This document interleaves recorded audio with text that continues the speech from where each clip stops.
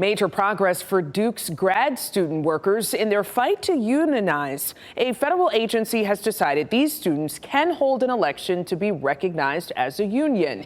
It comes after pushback from the university, though. WRAL's Carly Haynes filling us in now on the process of getting to this point and the road ahead. Carly?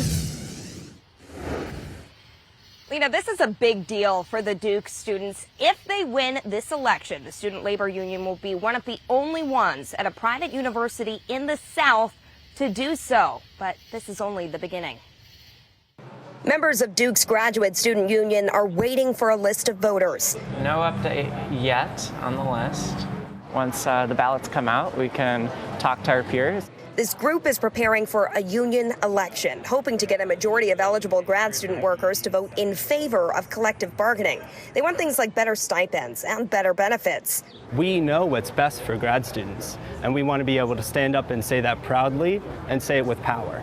The National Labor Relations Board made this election possible with its decision on Monday, allowing students to hold a vote to unionize.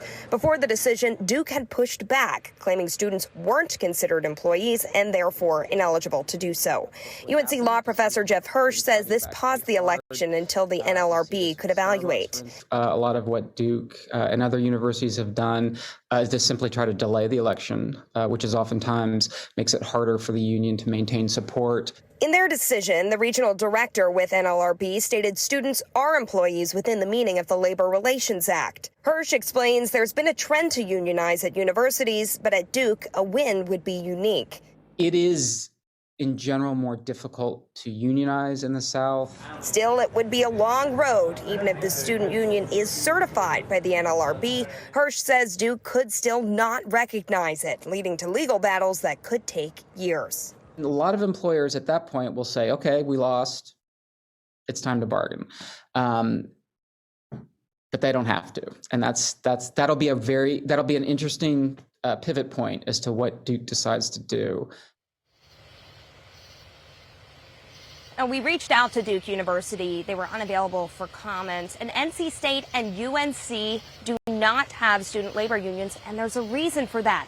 They're public universities, which means they are not governed by the National Labor Relations Board, which only handles the private sector.